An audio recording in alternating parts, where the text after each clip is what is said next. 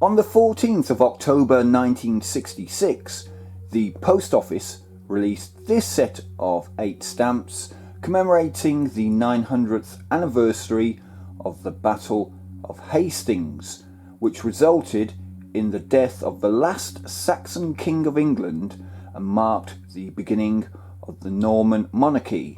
There was initial resistance to the idea of a set of stamps which seemed to commemorate an English defeat rather than a victory, but the Postmaster General and the General Post Office at the time pointed out that this subject matter was very popular with the British public, and it would be considered a very narrow outlook to reject the idea merely because it related to an English defeat.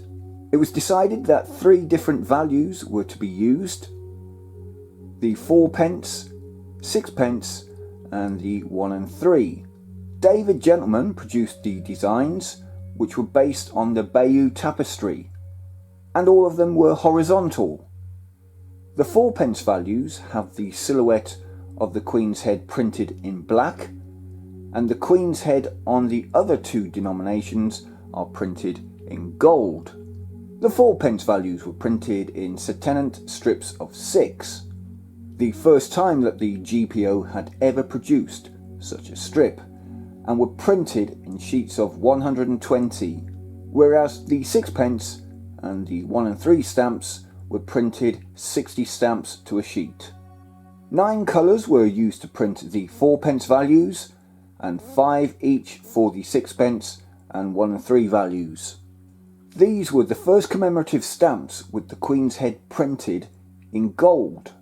The 1 and 3 stamp was also notable not only for its size, but also that the Queen's head appeared in the top left-hand corner of the stamp and was facing right. This was the first time that the monarch's head was not facing left on a stamp. Printed by Harrison and Sons in photogravure, first day covers and presentation packs were also produced. So that's a very brief rundown of this set of stamps. If this has tickled your interest, you can dig a lot deeper and find out more on this set of stamps. But personally, I like to keep a lot of the information in bite-sized chunks rather than drone on for an hour or so. If you want to buy the complete set of stamps, they'll probably set you back a couple of pounds. However, I do have an interesting error variety for us to look at. And here it is.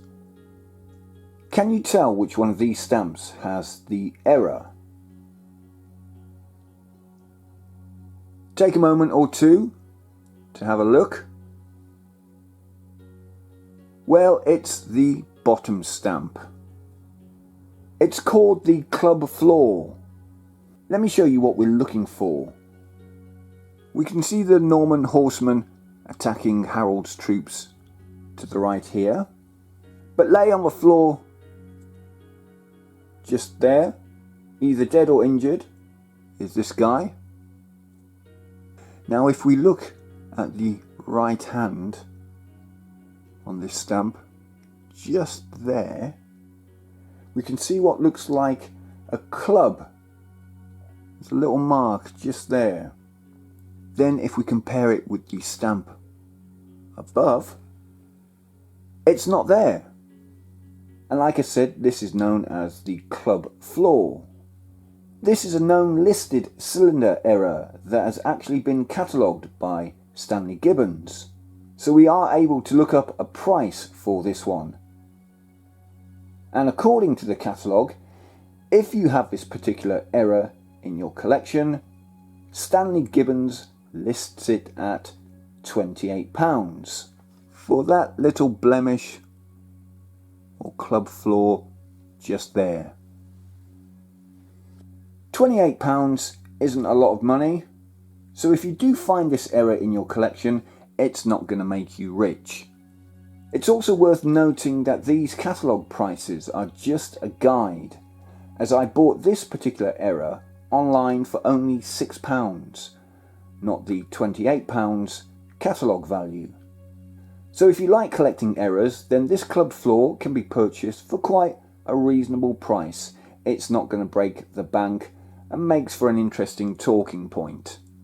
Now before I wrap this one up, let's just take a quick look at the moment King Harold was killed at the Battle of Hastings. There we go. That's supposed to be Harold, rumoured to have been killed by an arrow to his eye, which then entered his brain. Pretty gruesome stuff. Alright, let's end it there for now. Thanks for joining me if you have. If you learned anything new or interesting from this video, then do me a favour, subscribe to the channel for more content like this, as it's totally free. Give the video a big thumbs up, as that helps share it around. And until the next one, bye for now.